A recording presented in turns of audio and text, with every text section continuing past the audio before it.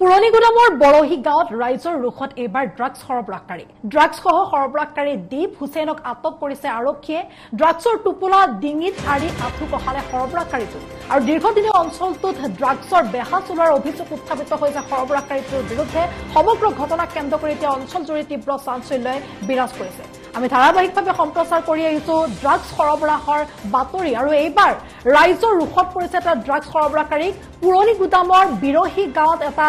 drugs সৰবৰাহকাৰীক আটক কৰিবলৈ সক্ষম হৈছে স্থানীয় ৰাইজে আৰু ড্ৰাগছসহ সৰবৰাহকাৰীটোক আটক কৰিছে দীপ হুছেইনক আটক কৰিছে আৰক্ষী আৰু ড্ৰাগছৰ টোপোলা এইদৰে ডিঙিত আৰি দি আঁঠু কঢ়াইছে সৰবৰাহকাৰীটোক আৰু জানিব পৰা মতে দীৰ্ঘদিন ধৰি অঞ্চলটো ড্ৰাগছৰ ৰমৰমীয়া বেহা চলাই আহিছিলে সৰবৰাহকাৰীটোৱে আৰু সমগ্ৰ ঘটনাক কেন্দ্ৰ কৰি ইতিমধ্যে অঞ্চলজুৰি তীব্ৰ চাঞ্চল্যই বিৰাজ কৰা দেখিবলৈ পোৱা গৈছে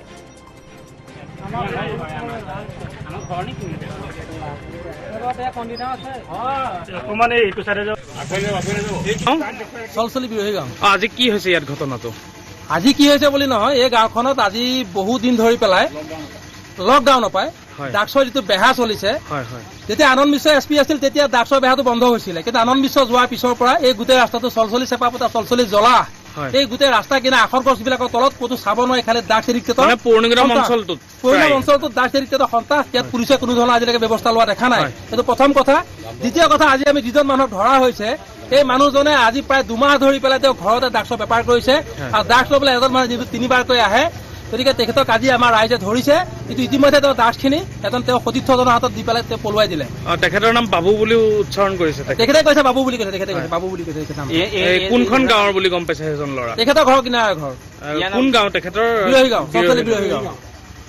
এই আপোনাৰ বহুদিনৰ পৰা এনেকে চলাই আছে ন বেপাৰটো বহুদিনৰ পৰা এজনে বহুদিনৰ পৰা বেপাৰ কৰা তেখেত ড্ৰাগছ এডিক্টেড পূৰ্বতে তেখেতে 3বাৰ এবাৰ চুই কেছত পৰিছে তামোল চুৰত পৰিছে ৰাইজৰ উত্তম মাধ্যম খোৱাৰ পিছত পুলিচত এৰেষ্ট হৈছে পুলিচে এৰি দিলে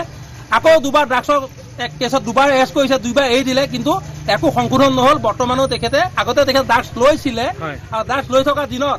এইখিনিত থকা যি ফলক আছিল ফলকো দিন দুপৰ বেছি দিছিলে এনেকুৱা সন্ত্ৰাসৰ সৃষ্টি কৰি আছে আৰু বিভিন্ন বস্তু এইখিনি জেগাত চুৰ হৈছিল সেইখিনি সময় শেহতীয়াকৈ আজি 2 মাহ মানৰ পৰা তেওঁ ঘৰত